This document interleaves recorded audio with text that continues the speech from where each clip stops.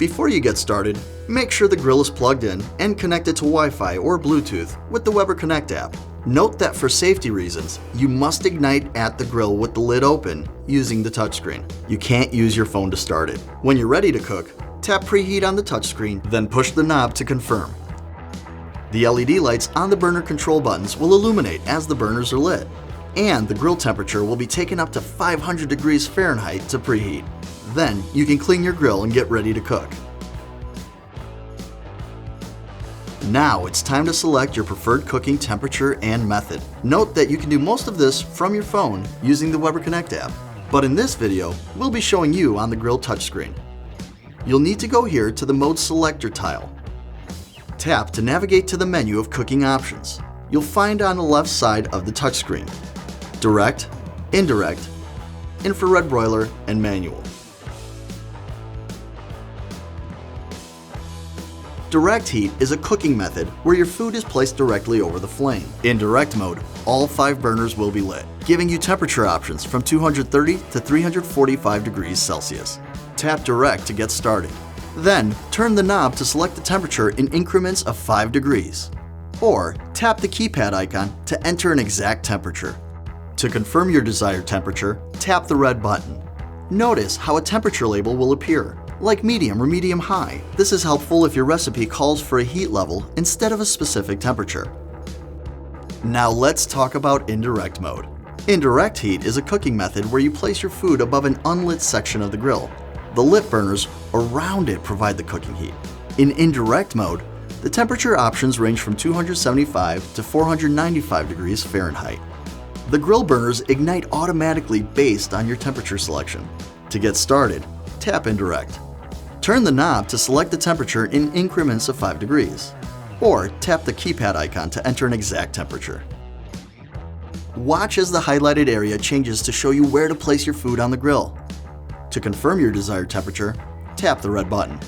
Note that when cooking on direct or indirect in auto mode, you will see the lights on the burner control buttons go up or down. Next, there's manual mode. This gives you more control of the grill and lets you set burner levels individually according to what you're cooking. Tap Manual to get started. You will see 5 sliders. Each slider represents the 5 burners in order from left to right. Each burner has 10 heat levels, ranging from 10 at the hottest to 1 at the lowest. Tap or slide to change the heat level on each individual burner, or turn a burner off completely. Tap the red button to confirm your selections. You can also control heat levels using the burner control buttons. Press the up arrow to increase and press the down arrow to decrease heat levels. The LED lights will change based on the heat level you select. Each burner has 10 heat levels, so each light represents 2 heat levels. You can also quickly turn off a burner by pressing and holding the down arrow. Note that when you update heat levels via the burner control buttons, those changes do not show in real time on the sliders if you have the slider view open. Next, let's talk about the top-down infrared broiler. This directs blazing high heat onto food for caramelized crusts, brown toppings, and more. Tap IR broiler to get started. Choose high for searing or low for roasting. Tap the red button to confirm.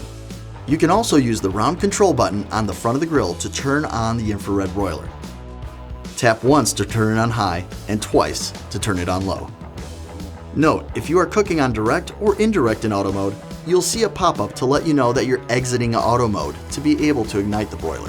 When you're done cooking, the easiest way to shut off the infrared broiler is to press the round burner control button and hold it until the LED lights are no longer lit. To shut down the grill, press and hold the red stop button on the touchscreen for 2 seconds. The temperature will start to decrease and you'll see idle on the touchscreen. Note that if you hold stop for less than 2 seconds, or if you hit it accidentally, you will have the option to cancel. Or you can continue shutting down by pressing turn off. You can also shut down your grill from your phone using the Weber Connect app.